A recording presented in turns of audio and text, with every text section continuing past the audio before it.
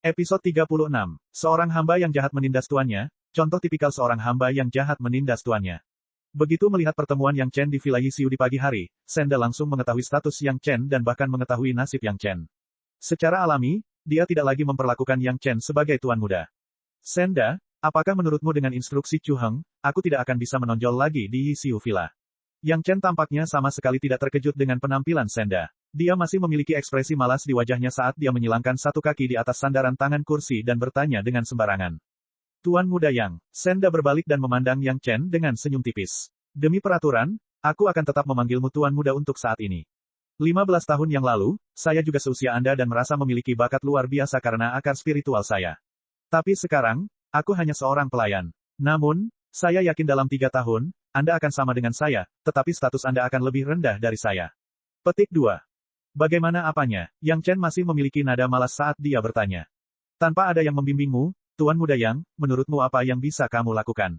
Senda mencibir. Apakah menurutmu dengan mengandalkanmu untuk mengalahkan kakak senior Sun ketika dia tidak siap, kamu benar-benar dapat melakukan apapun yang kamu inginkan di Yisiu Villa?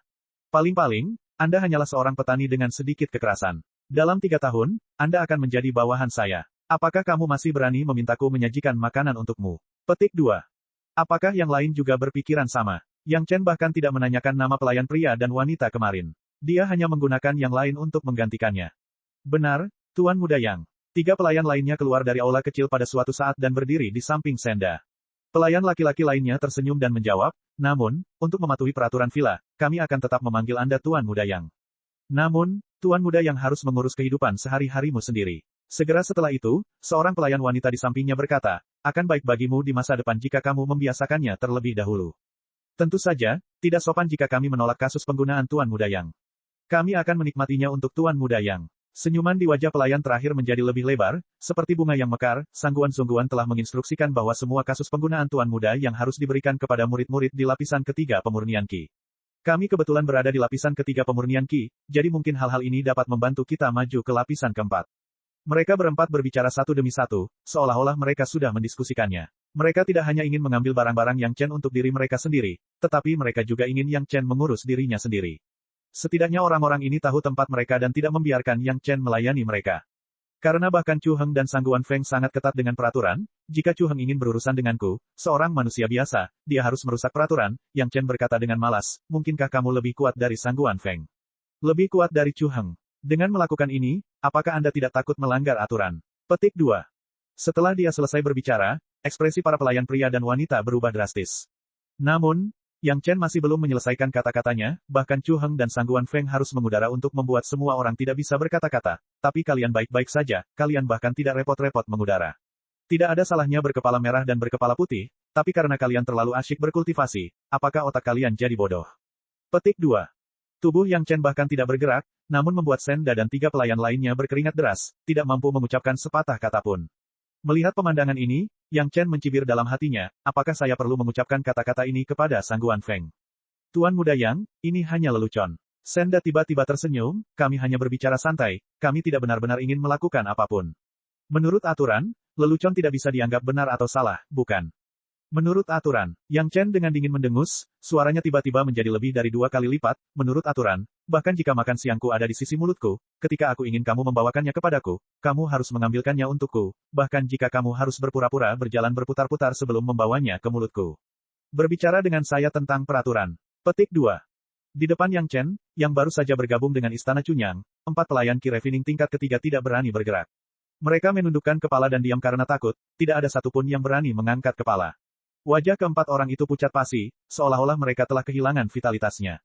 Saya, sebagai pribadi, sangat menyukai orang seperti Anda yang mengutarakan pikiran Anda dan mengutarakan pikiran Anda. Melihat sikap keempat pelayan itu, Yang Chen menganggukkan kepalanya, meletakkan kakinya yang bersilang dari sandaran tangan, dan duduk tegak, setidaknya kamu jauh lebih baik daripada orang-orang dengan mulut manis dan belati di hati mereka, dan 10.000 kali lebih baik daripada orang-orang yang secara nominal memintaku menjadi murid pemurnian Qi tingkat ketiga, namun kenyataannya tidak membantuku sama sekali. Melihat Yang Chen tiba-tiba mengubah nada suaranya, keempat pelayan itu sedikit terkejut, tetapi mereka bahkan lebih tidak yakin. Mereka saling memandang beberapa kali, dan kemudian tatapan mereka sekali lagi tertuju pada Yang Chen. Saya menghargai kejujuran Anda. Kata-kata Yang Chen membuat sekelompok pelayan tidak tahu apa yang ingin dia lakukan, tetapi Yang Chen tidak peduli dengan pikiran mereka. Sekarang, saya bisa memberi Anda kesempatan. Kesempatan untuk memenangkan apa yang baru saja Anda katakan. Petik 2.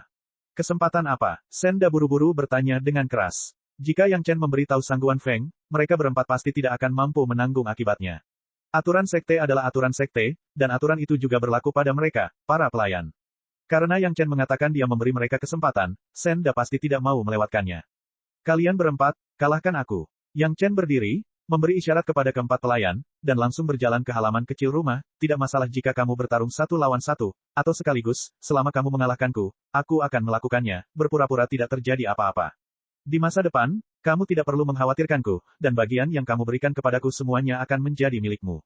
Apakah kamu serius? Ekspresi Senda menjadi senang, dan dia buru-buru bertanya. Jika Yang Chen tidak menyebutkannya, bahkan jika Sangguan Feng mengetahuinya, dia tidak akan bisa menghukum mereka. Terlebih lagi, ini untuk kakak senior Sun, jadi paman bela diri Chu akan lebih bahagia lagi. Tentu saja, wajah Yang Chen menunjukkan senyuman, apa keuntungan yang saya dapat dari berbohong kepada kalian para pelayan. Melihat ekspresi serius Yang Chen, sepertinya dia tidak berpura-pura. Senda menoleh untuk melihat pelayan lainnya, dan mereka berempat tiba-tiba menunjukkan senyuman, ini yang kamu katakan, mungkin bahkan jika kepala pelayan Sangguan mengetahuinya, dia tidak dapat menyalahkan kami karena melanggar aturan. Benar, Tuan Kepala Pelayan. Petik 2. Tentu saja, pada waktu yang tidak diketahui, sosok Sangguan Feng tiba-tiba muncul di atas rumah Yang Chen sambil tersenyum, semua yang dikatakan Tuan Muda yang barusan, saya mendengar semuanya. Karena Tuan Muda yang ingin bertukar petunjuk dengan Anda, tentu saja itu tidak dianggap melanggar aturan. Petik 2. Senda sudah memiliki senyum sinis di wajahnya, dan saat dia hendak bergerak, Sangguan Feng tiba-tiba menyela, Senda, Tuan Muda yang memintamu untuk berkumpul, kamu tidak bisa tidak mendengarkan Tuan Muda yang, kata-kata. Episode 37. Yang Chen tidak terkejut dengan kemunculan Shanghai Feng saat ini. Seorang ahli di puncak tahap pemurnian Qi pasti bisa menyebarkan rasa ilahi ke seluruh Yixu Manor. Bahkan jika ada gerakan apapun di Manor, itu tidak bisa lepas dari deteksi rasa ilahi miliknya. Belum lagi Yang Chen yang menjadi fokus perhatian. Akan aneh jika dia tidak mengawasinya sepanjang waktu. Namun, dia keluar saat ini, bukan saat Senda dan yang lainnya melanggar aturan di awal. Apalagi saat kalimat pertama yang diucapkannya adalah mengingatkan keempat pelayannya untuk menyerang bersama, ini bukanlah kabar baik bagi Yang Chen. Penguasa sebenarnya dari Yixu Manor memiliki sikap seperti itu, jadi Senda dan yang lainnya secara alami tahu apa yang harus dilakukan. Bagaimanapun, Yang Chen berkata tidak masalah bertarung sendiri atau bersama-sama, tapi dia tidak mengatakan apa yang akan terjadi jika dia menang. Shanghai Feng tentu saja ingin memanfaatkan kesalahan bicara ini dan mengakhiri pertempuran terlebih dahulu. Bagaimanapun, Yang Chen tidak menyebutkan bahwa jika dia menang, dia menang. Senda dan yang lainnya paling banyak akan melayaninya dengan patuh. Apalagi yang bisa mereka lakukan. Senda dan yang lainnya mendapat dukungan dari Shanghai Feng, sehingga keberanian mereka meningkat. Mereka berempat segera bergegas maju dan mengepung Yang Chen. Yang Chen bahkan tidak melihat mereka. Dia hanya menatap Shanghai Feng dan tiba-tiba bertanya sambil tersenyum, apakah kamu juga ingin ikut bersenang-senang? Sama sekali tidak. Shanghai Feng menggelengkan kepalanya sedikit dan berkata sambil tersenyum, saya hanya bertindak sebagai saksi. Kepala tidak membiarkan saya menyerang murid baru itu. Meskipun dia mengatakan itu, Yang Chen memahami bahwa Shanghai Feng adalah seorang ahli di puncak tahap pemurnian Qi. Itu hanyalah sebuah penghinaan baginya untuk menyerang manusia. Terlebih lagi, selama dia bergerak, kejahatan menindas yang lemah dan membunuh sesama muridnya akan terjadi. Meskipun Yixu Manor tidak besar, ada lebih dari 1 atau 2 murid sekte dalam yang memperhatikan tempat ini.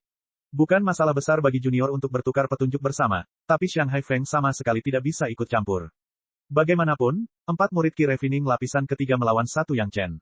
Jika mereka bahkan tidak bisa menghadapi ini, maka Senda dan yang lainnya pantas berada di bawah Yang Chen. Mereka adalah budak pada awalnya, dan mereka tidak bisa mengalahkan mereka. Bagaimana mereka bisa berharap murid sekte luar atau dalam membela beberapa budak? Dengan kata-kata Sangguan Feng, Yang Chen tidak lagi memperhatikannya. Sebaliknya, dia perlahan berbalik dan menatap para pelayan. Dia tersenyum dan mengangkat tangannya. Di depan 4 orang itu, dia perlahan-lahan melengkungkan jari-jarinya dan mengepalkannya menjadi 2 kepalan. Dia mengangkat dagunya dan memberi isyarat kepada Senda, menyuruhnya untuk melakukannya. Yang pertama bergerak bukanlah Senda, melainkan seorang pelayan di belakang Yang Chen.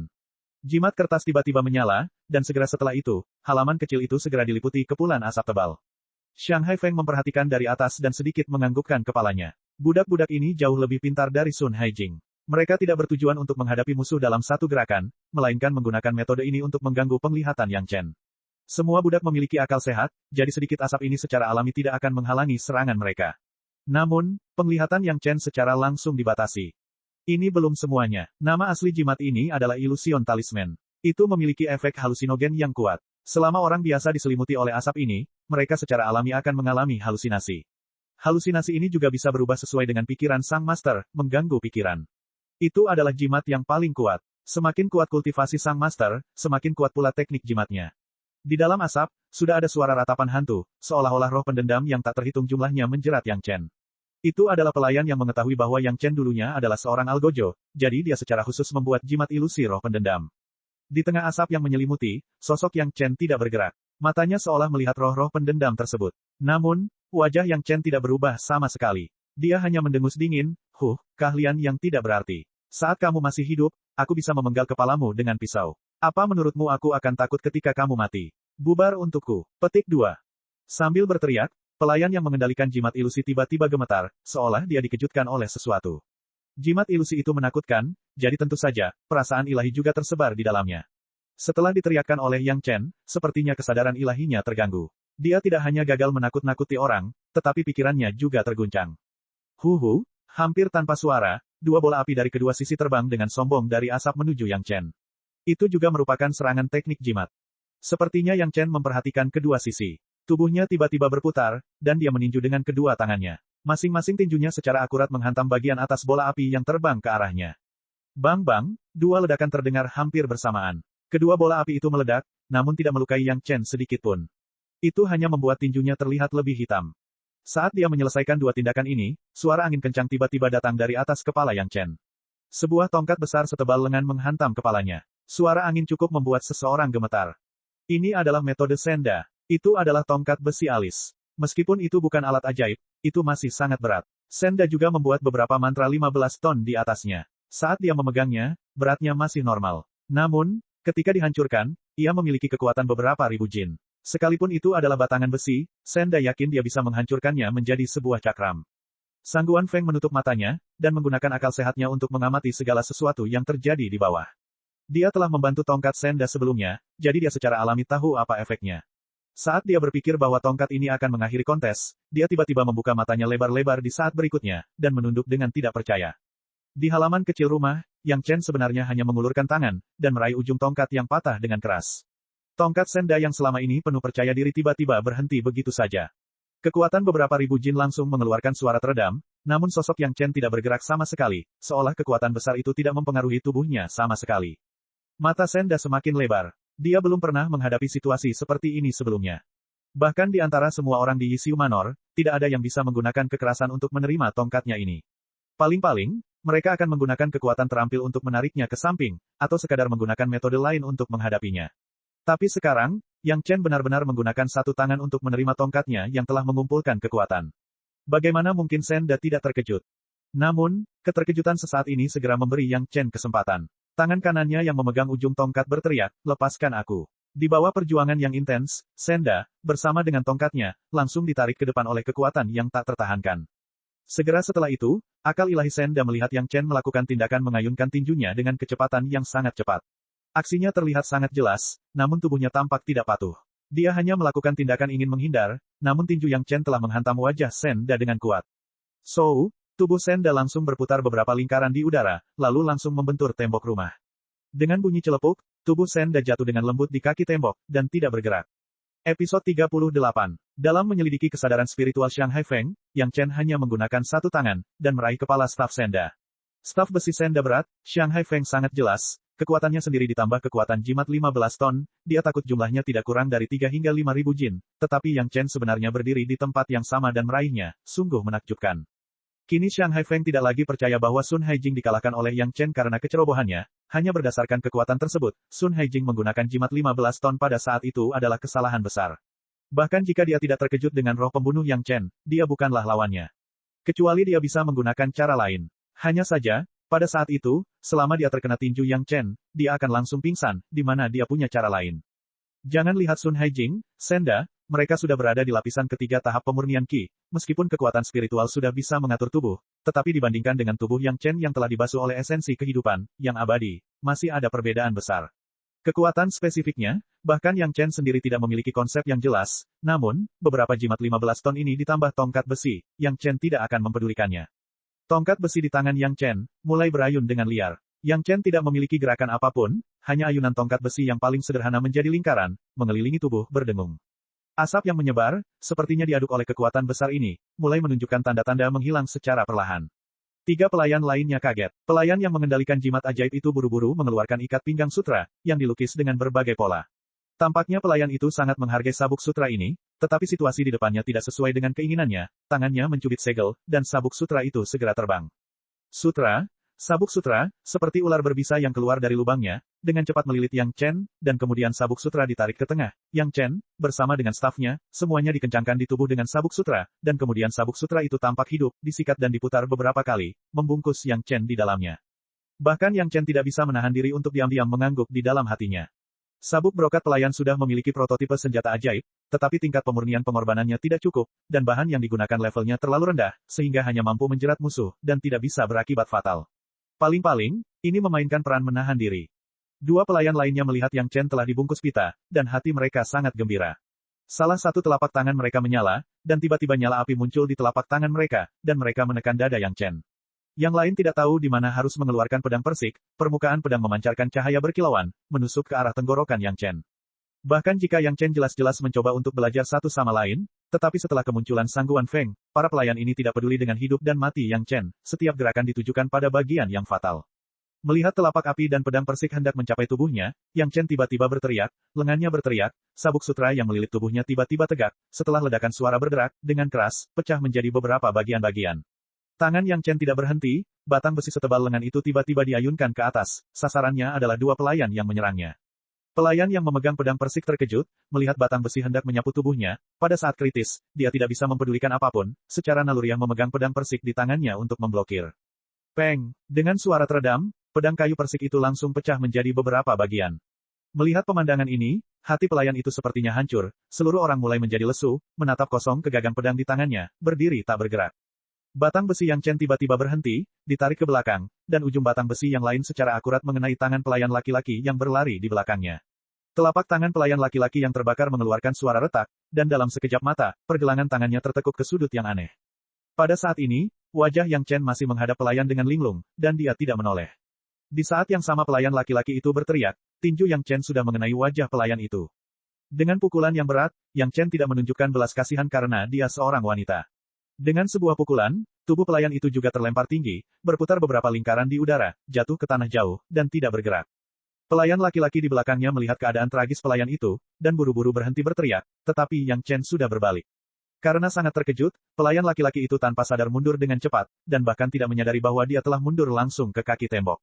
Saat punggungnya bersandar ke dinding, mata pelayan laki-laki itu tiba-tiba terbuka lebar, seolah dia melihat sesuatu yang mengejutkan. Kepalanya tiba-tiba miring ke samping, dan batang besi setebal lengan menghantam tempat kepala pelayan laki-laki itu berada. Bang! Lubang seukuran kepala pecah di dinding, dan puing-puing beterbangan kemana-mana. Sosok Yang Chen mengikuti dari belakang batang besi itu, dan dia tiba-tiba berbalik, bersandar, dan seluruh tubuhnya menempel pada tubuh pelayan laki-laki itu. Bang! Sebuah lubang berbentuk manusia tiba-tiba penyok di dinding batu kokoh tempat tinggalnya, dan pelayan laki-laki itu tertanam kuat di dalamnya. Pelayan laki-laki itu tidak mengeluarkan suara, dan dia kehilangan kesadaran. Semua ini terlihat jelas oleh pelayan wanita yang mengendalikan jimat ilusi. Dia tidak pernah menyangka bahwa 4 orang kultivator pada praktisi Qi tingkat ketiga akan kalah telak melawan orang normal yang belum pernah berkultivasi sebelumnya. Mereka bertiga hidup atau mati, dan hanya dia yang tersisa. Dia, yang belum pernah menghadapi situasi seperti ini sebelumnya, tidak tahu harus berbuat apa. Yang Chen tidak peduli padanya. Dia melemparkan batang besi di tangannya ke arah pelayan itu. Pelayan itu sangat terkejut dan bergegas maju. Untungnya, dia berhasil mengelak tepat waktu. Saat kaki depannya meninggalkan tanah, batang besi di belakang kakinya menusuk jauh ke tempat dia baru saja berdiri. Sosok Yang Chen sudah terbang. Pelayan itu sangat terkejut sehingga dia tidak lagi peduli dengan hal lain. Dia buru-buru menggunakan teknik terbang yang baru saja dia pelajari dan terbang ke udara. Dia hanya berpikir untuk melarikan diri. Dia tidak menyangka bahwa dia yang terbang ke udara akan memberi Yang Chen kesempatan yang sempurna. Pada saat ini, Yang Chen dan pelayannya sudah berdiri di atas gerbang bersama Feng, membentuk garis langsung. Dengan pengait di bawah kakinya, batang besi itu diikatkan. Yang Chen meraih kepala tongkat dengan satu tangan dan memutar tubuhnya beberapa kali. Menggunakan kekuatan rotasi, dia melemparkan batang besi itu keluar. Tampaknya targetnya adalah pelayannya, tetapi kenyataannya, itu adalah Feng. Pembantu itu, yang berada di udara, tidak naik terlalu tinggi. Tiba-tiba, kakinya terjepit, dan kekuatan yang kuat membuatnya kehilangan keseimbangan. Dari jauh, tampak Yang Chen telah meraih kaki pelayan itu dengan satu tangan, mengayunkannya tinggi-tinggi, lalu menghantamkannya dengan keras ke tanah. Batang besi di udara tidak melambat sama sekali, dan langsung terbang menuju wajah Feng. Wajah Sangguan Feng berubah beberapa kali. Episode 39. Kecepatan batang besi tersebut sangat cepat dan momentumnya sangat mendesak, namun bagi Shanghai Feng, hal tersebut sepertinya tidak menjadi ancaman sama sekali. Selama dia bergerak sedikit, dia bisa menghindarinya. Namun, Shanghai Feng tidak mau mengelak, dan dia tidak mau mengelak. Begitu dia mengelak hari ini, seluruh wilayah Yexiu dan bahkan gerbang gunung bagian dalam akan menyebarkan berita bahwa pengurus wilayah Yexiu dari gerbang gunung luar harus mengelak dengan gerakan tubuhnya ketika berhadapan dengan murid persiapan yang baru saja bergabung dengan Cunyang. Istana sehari yang lalu.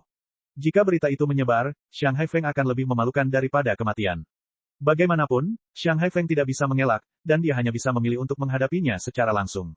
Pengurus harus mengambil batang besi yang dilemparkan oleh seorang pria yang baru saja memasuki sekte dan bahkan belum berlatih seni bela diri apapun. Hanya dengan begitu dia bisa menunjukkan kemampuannya untuk mengendalikan Yexiu Villa. Sama seperti Yang Chen, Shanghai Feng mengulurkan tangan dan meraih batang besi yang terbang ke arahnya. Karena sudut pandang pelayan dan Shanghai Feng pada saat itu, batang besi itu terbang seperti panah pengepungan pada saat itu, dan yang ingin diraih Shanghai Feng adalah kepala panahnya. Desir, begitu batang besi ada di tangannya, Shanghai Feng berteriak dalam hatinya bahwa itu tidak baik.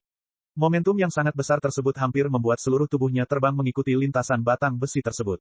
Untungnya, Shanghai Feng selalu waspada. Dalam krisis, dia dengan cepat menekan tongkatnya dengan tangannya yang lain.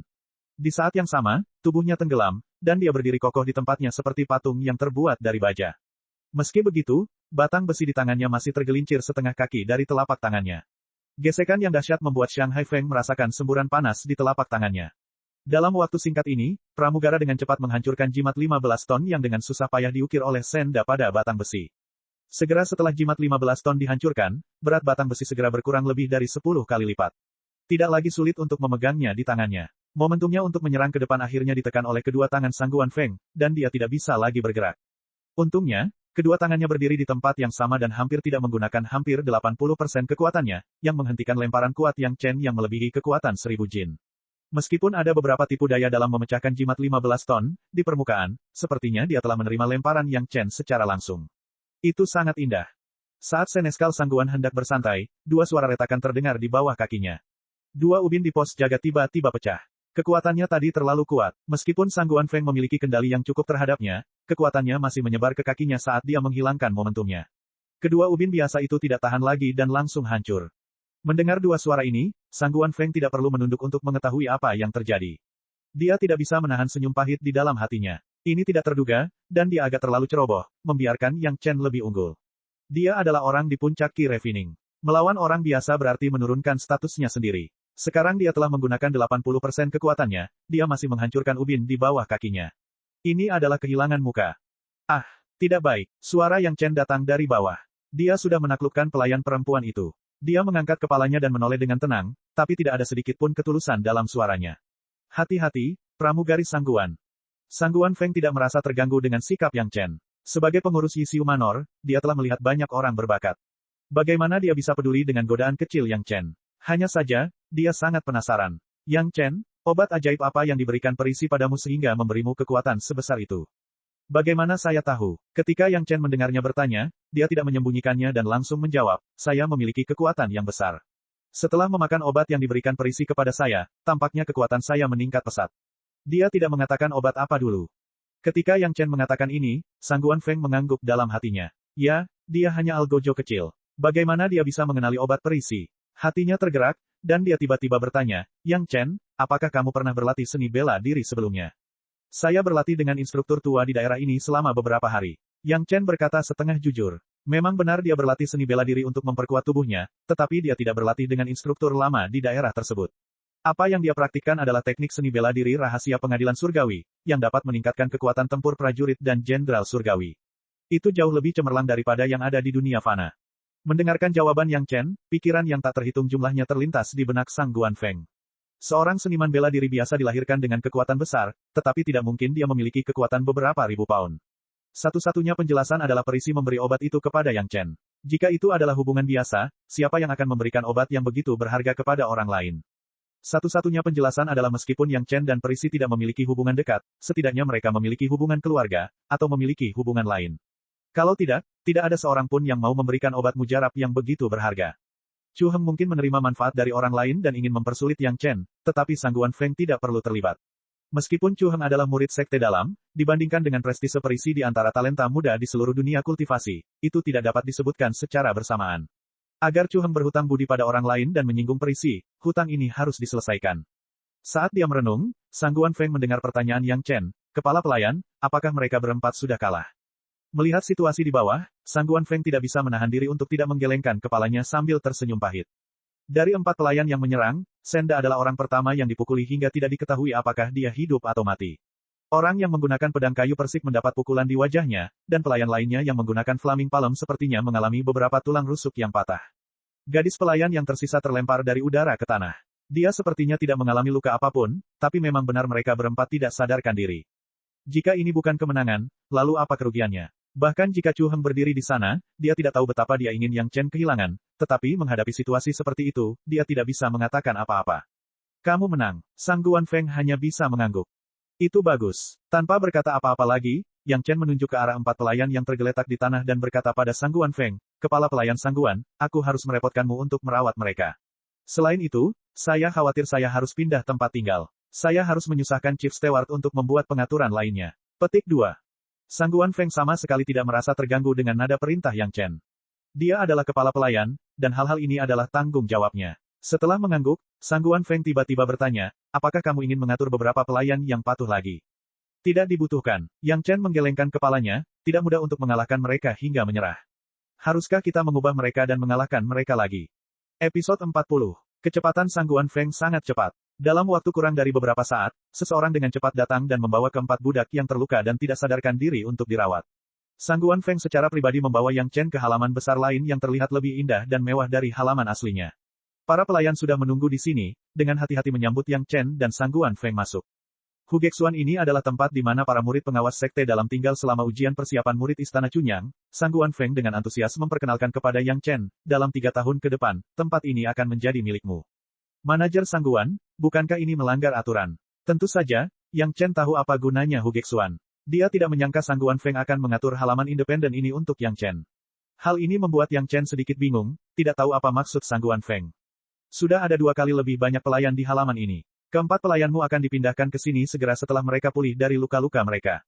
Sang Guan Feng tidak menjawab pertanyaan Yang Chen dan berkata pada dirinya sendiri, bagaimanapun, tidak ada seorang pun di Villa Yisiu ini yang tidak puas dengan kamu tinggal di sini. Pengelola, Yang Chen harus menelepon Sang Guan Feng lagi, mengingatkannya, itu melanggar aturan. Aturannya apa? Hanya saja semua orang sudah terbiasa dengan pengaturan ini, tapi tidak ada yang bilang harus seperti ini. Anda bisa hidup di sini dengan damai, ini tidak melanggar aturan. Kata Sang Guan Feng samar-samar. Pada saat ini, penampilannya benar-benar berbeda dari Sang Guan Feng yang dilihat Yang Chen kemarin dan sebelum pertempuran. Karena perintah Paman Bela Diri Chu, saya harus berurusan dengan Anda sesuai dengan pengaturannya, tetapi pertempuran hari ini telah mencerahkan saya. Kamu memiliki kekuatan seperti itu bahkan tanpa berkultivasi. Jika kamu berhasil menyempurnakan Qi dan membangun fondasimu, aku tidak tahu betapa hebatnya kamu nantinya. Sang Guan Feng sepertinya melihat keraguan Yang Chen dan perlahan menjelaskan, aku optimis tentang Anda. Bersikap optimis terhadap masa depan Yang Chen saja tampaknya tidak cukup untuk menjelaskan keraguan di hati Yang Chen. Lagi pula, dalam hal ini, jika penampilan Yang Chen memicu kemarahan Chu Heng, tidak akan sulit baginya untuk diam-diam melumpuhkan Yang Chen. Berapa banyak murid berbakat dalam kultivasi yang meninggal sebelum waktunya karena segala macam kecelakaan dalam proses pertumbuhan mereka. Jumlahnya sudah tidak terhitung lagi. Kamu berbeda dari yang lain. Kamu adalah seseorang yang sangat disanjung oleh perisi. Sang Guan Feng melanjutkan, bahkan jika Li Qingchen dari Sekte Surga Terbesar cemburu, dia tidak akan berani mengambil nyawamu, Chu Heng tidak akan berani. Dia hanya bisa mengandalkan kenyamanannya sebagai murid sekte dalam untuk menyiapkan lapisan demi lapisan rintangan untuk Anda. Tapi aturan tetaplah aturan. Jika Anda bisa melewati rintangan ini, tidak ada yang bisa menghentikan Anda. Petik 2. Ketika dia berbicara, dia pertama kali memanggil Chu Heng, Paman Bela Diri, tetapi kemudian dia langsung memanggil Chu Heng dengan namanya. Jelas sekali, dia sangat tidak puas dengan pengaturan yang telah dibuatnya. Pada titik ini, Yang Chen akhirnya percaya bahwa Sang Guan Feng tidak benar-benar ingin menyakitinya. Hanya karena perintah Chu Heng dia harus melakukan ini. Tidak ada jalan lain. Chu Heng adalah murid sekte dalam, dan dia telah menjadi murid sekte dalam selama beberapa tahun terakhir. Namanya juga bisa dibenarkan. Pertama, untuk melatih Yang Chen, dan kedua, untuk membuat penghalang buatan. Apakah salah bagiku membiarkanmu menikmati perlakuan dari murid Qi Refining lapisan ketiga? Adapun apakah orang lain berani mengajar Yang Chen atau tidak, itu masalah mereka. Apa hubungannya dengan Chu Heng? Memahami hal ini, Yang Chen tidak memiliki tindakan pencegahan lagi. Dia hanya mengangguk, menerima niat baik Sang Guan Feng. Saudara muda Yang, kamu pasti belum makan siang. Saya akan meminta seseorang untuk segera menyiapkannya. Sangguan Feng juga tahu bahwa akan ada banyak waktu di masa depan, jadi dia tidak berencana melakukan apapun dalam satu hari. Setelah memberikan perintah kepada para pelayan, dia hendak pergi ketika Yang Chen memanggilnya. Saudara muda Yang, apakah kamu punya instruksi lain? Sangguan Feng bertanya sambil tersenyum. Yang Chen mengulurkan tangannya dan memberi isyarat mengundang Sangguan Feng untuk duduk. Kedua pelayan itu memiliki penglihatan yang bagus. Mereka segera menyajikan teh harum dan kemudian dengan rapi keluar dari ruang tamu. Sangguan Feng, jangan salahkan aku karena berbicara terlalu banyak. Jika aku telah menyinggung perasaanmu, mohon maafkan aku. Begitu Yang Chen membuka mulutnya, dia pertama kali menemukan alasan untuk dirinya sendiri, seolah berniat mengatakan sesuatu yang berlebihan. Sangguan Feng tidak merasa was-was. Dia berkata sambil tersenyum, silakan. Kalau begitu aku tidak akan sopan, Sangguan Feng. Yang Chen menangkupkan tinjunya ke arah Sangguan Feng, dan kemudian berkata dengan sangat serius, meskipun saya belum berkultivasi, saya telah berlatih seni bela diri selama beberapa hari. Saya melihat ketika Sangguan Feng mengambil tongkat saya, Anda jelas menggunakan satu tangan terlebih dahulu. Setelah bersentuhan, Anda merasa itu tidak cukup, jadi Anda menggunakan kedua tangan secara bersamaan. Meski begitu, diperkirakan Sangguan Feng tidak menggunakan kekuatan penuhnya, sehingga dua ubinnya pecah. Apa yang Yang Chen katakan adalah situasi di mana Sangguan Feng mengambil tongkat Yang Chen di akhir pertempuran. Tepatnya, apakah ada masalah? Melihat Yang Chen mengatakannya dengan serius, Sangguan Feng juga sepertinya merasa Yang Chen tidak sekadar memberikan penilaian sederhana, jadi dia juga bertanya dengan serius, saudara muda Yang, mohon nasihatnya. Saya tidak berani menasihati Anda. Yang Chen buru-buru berkata, metode memperkirakan kekuatan lawan dan kemudian meninggalkan jalan keluar seperti ini dapat dimengerti dalam banyak kasus. Namun, dalam beberapa situasi di mana seseorang harus mempertaruhkan segalanya dalam sekali lemparan, pendekatan yang terlalu malu-malu dan terlalu hati-hati, berpikir bahwa rencananya sudah sangat jelas, pasti akan menanam benih kegagalan. Lebih baik mengambil keputusan segera dan menghentikan segala cara untuk mundur. Berhasil tidaknya tergantung pada gerakan yang satu ini. Mungkin musuh tidak akan mampu melawan di bawah kekuatan yang tak tertahankan. Petik 2. Meskipun Yang Chen mengatakan bahwa dia tidak berani menasihatinya, sudah ada sedikit nasihat dalam nadanya, dan bahkan isinya sama. Pada awalnya, Sangguan Feng hanya menganggapnya serius di permukaan, namun di dalam hatinya, dia sebenarnya tidak terlalu memikirkannya. Yang Chen sebenarnya berencana menggunakan prinsip seni bela diri untuk mengajarinya. Bukankah ini meminta untuk dipermalukan? Namun, semakin banyak Sangguan Feng mendengarkan, dia menjadi semakin serius. Begitu Yang Chen membuka mulut untuk berbicara tentang beberapa kesempatan, dia langsung memikirkan momen menerobos ke tahap pendirian yayasan. Mungkinkah Yang Chen memberinya petunjuk tentang cara membangun yayasannya? Tetapi, jika momen terakhir terobosan adalah momen paling kritis, dan saya harus menghemat tenaga, apa yang harus saya lakukan? Sangguan Feng mau tidak mau bertanya, seolah Yang Chen adalah seorang master super. Jika kamu ingin mendorong sebuah batu, kamu membutuhkan banyak kekuatan.